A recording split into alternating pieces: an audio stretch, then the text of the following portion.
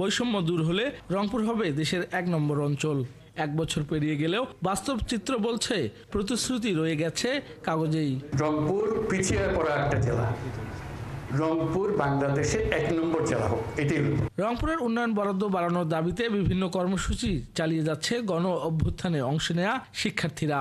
তাদের বক্তব্য, বর্তমান অর্থবছরে বার্ষিক উন্নয়ন কর্মসূচি এডিবিতে চট্টগ্রাম রাজশাহী বিভাগে বরাদ্দ ১০.১২% থেকে ৩৮.৫৪% পর্যন্ত, কিন্তু রংপুরের গড় বরাদ্দ মাত্র ৩.১৩%।